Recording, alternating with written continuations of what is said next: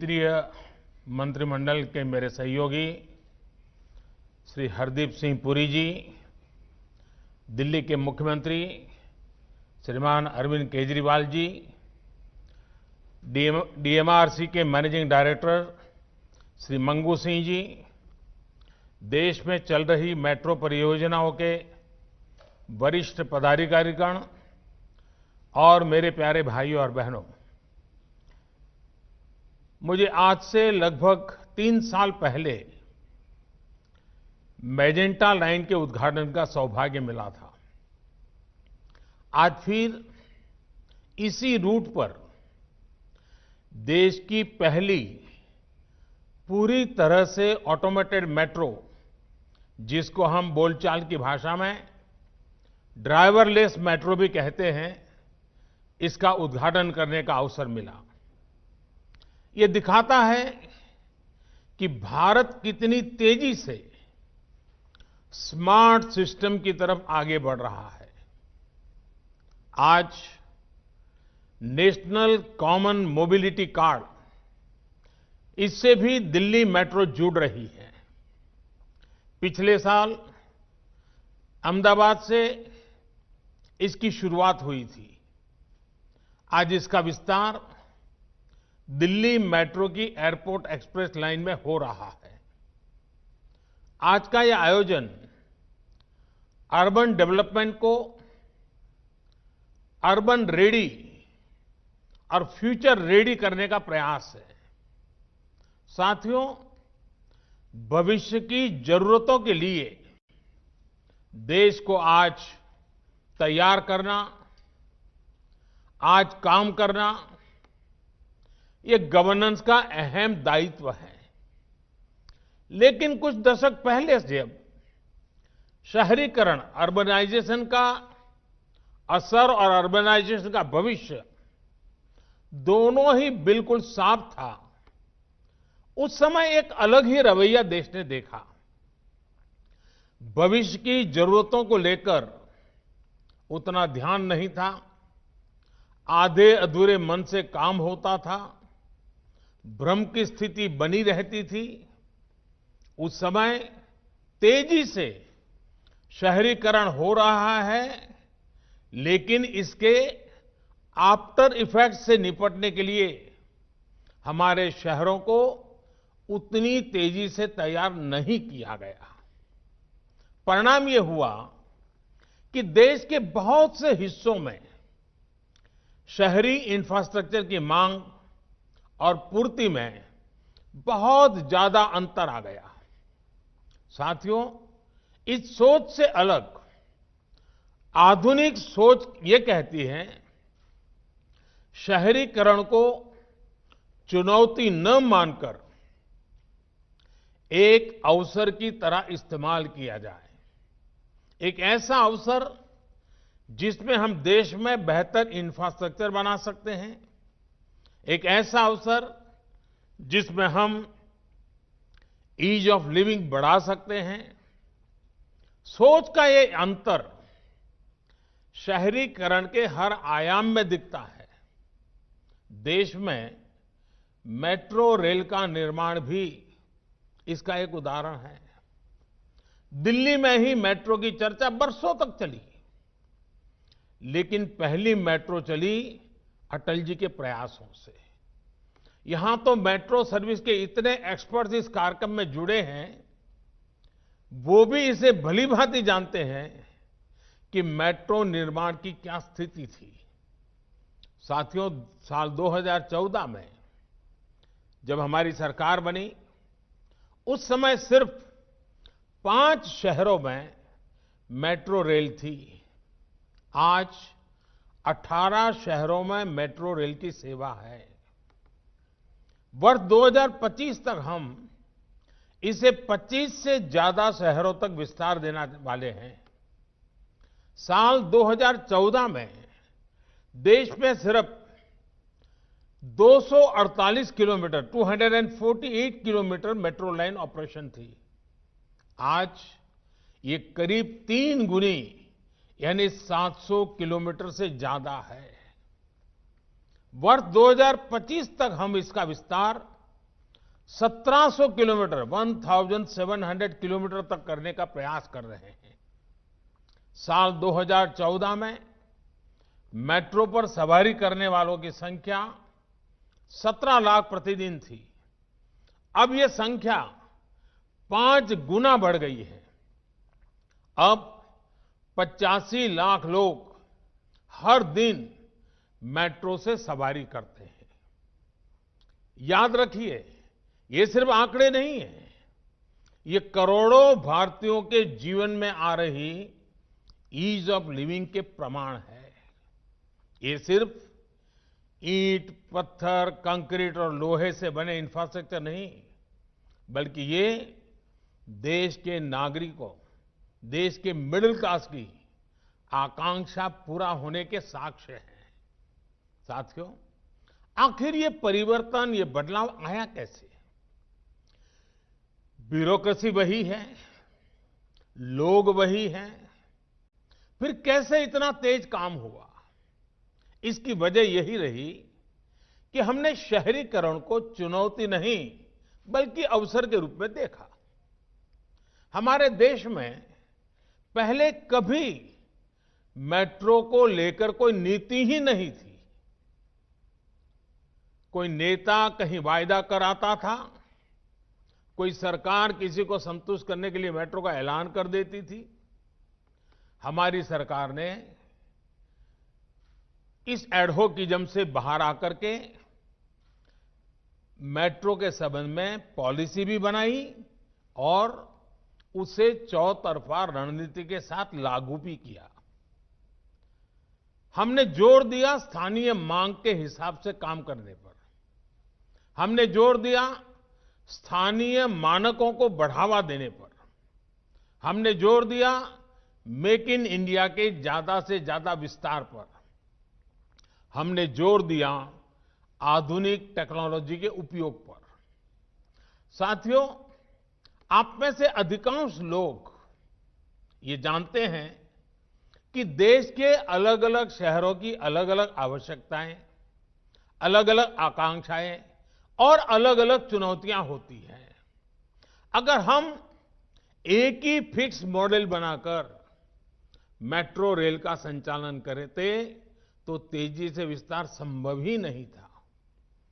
हमने ध्यान दिया कि मेट्रो का विस्तार, ट्रांसपोर्ट के आधुनिक तौर तरीकों का इस्तेमाल शहर के लोगों की जरूरतों और वहां की प्रोफेशनल लाइफस्टाइल के हिसाब से ही होना चाहिए। यही वजह है कि अलग अलग शहरों में अलग अलग तरह ही अलग अलग प्रकार की मेट्रो रेल पर काम हो रहा है। मैं आपको कुछ उदाहरण देता हूं। आरआरटीएस यानी regional rapid transit system, Delhi Meerut RRTS का शानदार मॉडल दिल्ली और मेरठ की दूरी को घटाकर 1 घंटे से भी कम कर देगा। मेट्रो लाइट उन शहरों में जहां यात्री संख्या कम है, वहां मेट्रो लाइट वर्जन पर काम हो रहा है। ये सामान्य मेट्रो की 40% लागत से ही तैयार हो जाती है। मेट्रो नियो, जिन शहरों में सवारियां और भी कम हैं, वहां पर मेट्रो नियो पर काम हो रहा है। ये सामान्य मेट्रो की 25% लागत से ही तैयार हो जाती है। इसी तरह है वाटर मेट्रो, ये भी आउट ऑफ द बॉक्स सोच का उदाहरण है। जिन शहरों में बड़ी वाटर बॉडी हैं, वहां के लिए अब वाटर मेट्रो पर काम किया जा रहा है। इससे शहरों को बेहतर कनेक्टिविटी के साथ ही उनके पास मौजूद द्वीपों के लोगों को लास्ट माइल कनेक्टिविटी का लाभ मिल सकेगा। कोच्चि में यह काम तेजी से चल रहा है। और साथियों, हमें यह भी ध्यान रखना है कि मेट्रो आज सिर्फ सुविधा संपन्न पब्लिक ट्रांसपोर्ट का माध्यम भर नहीं है। ये प्रदूषण कम करने का भी बहुत बड़ा जरिया है। मेट्रो नेटवर्क के कारण सड़क से हजारों वाहन कम हुए हैं, जो प्रदूषण का और जाम का कारण बनते थे। साथियों, मेट्रो सर्विसेज के विस्तार के लिए मेक इन इंडिया भी उतना ही महत्वपूर्ण है। मेक इन इंडिया से लागत कम होती है, विदेशी मुद्रा बचती है और देश में ही लोगों को ज्यादा से ज्यादा रोजगार मिलता है। रोलिंग स्टॉक के मानकीकरण से जहां भारतीय मैन्युफैक्चरर्स को फायदा हुआ है, वहीं हर कोच की लागत अब 12 करोड़ से घटकर 8 करोड़ पहुंच गई है। साथियों, आज 4 बड़ी कंपनियां देश में ही मेट्रो कोच का निर्माण कर रही हैं। दर्जनों कंपनियां मेट्रो कंपोनेंट्स के निर्माण में जुटी हैं। इससे मेक इन इंडिया के साथ ही आत्मनिर्भर भारत के अभियान को मदद मिल रही है। साथियों, आधुनिक से आधुनिक तकनीक का इस्तेमाल ये समय की मांग है। अभी मुझे बिना ड्राइवर के चलने वाली मेट्रो रेल का उद्घाटन करने का अवसर मिला है। आज इस उपलब्धि के साथ ही हमारा देश दुनिया के उन चुनिंदा देशों में शामिल हो गया है जहां इस तरह की सुविधा है। हम ऐसे ब्रेकिंग सिस्टम के भी प्रयोग कर रहे हैं जिनमें ब्रेक लगाने पर 50% ऊर्जा वापस ग्रिड में चली जाती है। आज मेट्रो रेल में 130 मेगावाट सोलर पावर का इस्तेमाल किया जा रहा है, जिसे बढ़कर 600 मेगावाट तक ले जाने का इरादा है। आर्टिफिशियल इंटेलिजेंस उसका उपयोग करते हुए आर्टिफिशियल इंटेलिजेंस लेस प्लेटफॉर्म और स्क्रीनिंग दरवाजे, इन आधुनिक तकनीकों पर भी काम तेजी से चल रहा है। साथियों, आधुनिकीकरण के लिए एक ही तरह के मानक और सुविधाएं उपलब्ध कराना बहुत जरूरी है। राष्ट्रीय स्तर पर कॉमन मोबिलिटी कार्ड इसी दिशा में एक बड़ा कदम है। कॉमन मोबिलिटी कार्ड का लक्ष्य बिल्कुल स्पष्ट है। आप जहां कहीं से भी यात्रा करें, आप जिस भी पब्लिक ट्रांसपोर्ट से यात्रा करें, ये एक कार्ड आपको इंटीग्रेटेड एक्सेस देगा। यानी एक कार्ड ही हर जगह के लिए पर्याप्त है। ये हर जगह चलेगा। साथियों, मेट्रो के सफर करने वाले जानते हैं किस तरह अक्सर सिर्फ एक टोकन लेने के लिए कितनी कितनी देर लाइन में लगे रहना होता है। दफ्तर या कॉलेज पहुंचने में देर हो रही है और ऊपर से टिकट की परेशानी। मेट्रो से उतर भी गए तो बस का टिकट। आज जब हर किसी के पास समय की कमी है, तो रास्तों में समय नहीं गंवाया जा सकता। एक जगह से दूसरी जगह जाने के लिए ऐसी दिक्कतें अब देश के लोगों के सामने रुकावट न बने, हम इस दिशा में काम कर रहे हैं। साथियों, देश के सामर्थ्य और संसाधनों का देश के विकास में सही इस्तेमाल हो, ये हम सभी की जिम्मेदारी है। आज तमाम व्यवस्थाओं को एकीकृत करके देश की ताकत को बढ़ाया जा रहा है। एक भारत श्रेष्ठ भारत को मजबूत किया जा रहा है। One nation one mobility card की तरह ही बीते वर्षों में हमारी सरकार ने देश की व्यवस्थाओं का एकीकरण करने के लिए अनेक काम किए हैं। वन नेशन वन फास्टैग ने देश भर के हाईवे पर ट्रैवल सीमलेस हुआ, अनावश्यक रोक टोक रुकी है, जाम से मुक्ति मिली है, देश का समय और देरी से होने वाला नुकसान कम हुआ है। वन नेशन वन टैक्स यानी जीएसटी ने देश भर में टैक्स का जाम समाप्त हुआ है। डायरेक्ट टैक्स से जुड़ी व्यवस्था एक जैसी हुई है। One nation one power grid, इससे देश के हर हिस्से में पर्याप्त और निरंतर बिजली की उपलब्धता सुनिश्चित हो रही है। बिजली का नुकसान कम हुआ है। One nation one gas grid, इससे समंदर से दूर देश के उन हिस्सों को सीमलेस गैस कनेक्टिविटी सुनिश्चित हो रही है जहां गैस आधारित जीवन और अर्थव्यवस्था पहले सपना हुआ करता था। One nation one health insurance scheme यानी आयुष्मान भारत से देश के करोड़ों लोग एक राज्य में ही नहीं बल्कि पूरे देश में कहीं भी इसका लाभ ले रहे हैं।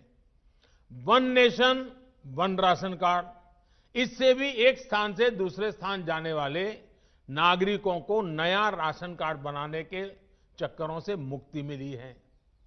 एक राशन कार्ड से पूरे देश में कहीं भी सस्ते राशन की सुविधा संभव हो पाए हैं। इसी तरह नए कृषि सुधारों और इनाम जैसी व्यवस्थाओं से one nation one agriculture market की दिशा में देश आगे बढ़ रहा है। साथियों, देश का हर छोटा बड़ा शहर 21वीं सदी के भारत की अर्थव्यवस्था का बड़ा सेंटर होने वाला है। हमारी दिल्ली तो देश की राजधानी भी है।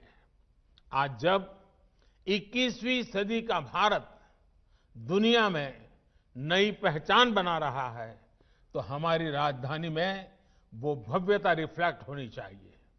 इतना पुराना शहर होने की वजह से इसमें चुनौतियां जरूर है, लेकिन इन चुनौतियों के साथ ही हमें इसको आधुनिकता की नई पहचान भी देनी है। इसलिए आज दिल्ली को आधुनिक स्वरूप देने के लिए अनेकों प्रयास किए जा रहे हैं। दिल्ली में इलेक्ट्रिक मोबिलिटी को बढ़ाने के लिए सरकार ने इनकी खरीद पर टैक्स में भी छूट दी है। दिल्ली की सैकड़ों कॉलोनियों का नियमितीकरण हो या फिर झुग्गियों में रहने वाले परिवारों को बेहतर आवास देने का प्रयास, दिल्ली की पुरानी सरकारी इमारतों को आज की जरूरत के अनुसार एनवायरमेंटल फ्रेंडली बनाया जा रहा है। जो पुराना इंफ्रास्ट्रक्चर है उसको आधुनिक टेक्नोलॉजी आधारित इंफ्रास्ट्रक्चर से बदला जा रहा है। साथियों, दिल्ली में पुराने टूरिस्ट डेस्टिनेशन के अलावा 21वीं सदी के नए आकर्षण भी हो, इसके लिए काम जारी है।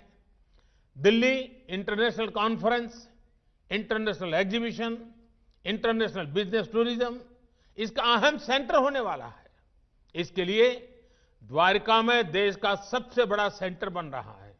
इसी तरह एक और जहां नई संसद भवन के निर्माण का काम शुरू हुआ है, वहीं एक बहुत बड़े भारत वंदना पार्क को भी तैयार किया जा रहा है।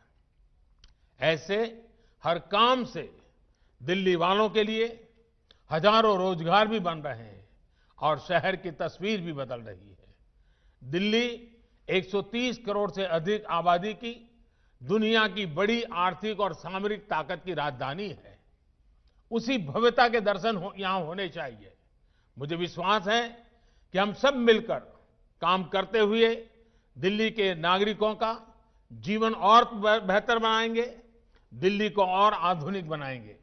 एक बार फिर नई सुविधाओं के लिए मैं देश को भी और दिल्ली वासियों को भी बहुत बहुत बधाई देता हूं। धन्यवाद। बहुत बहुत धन्यवाद।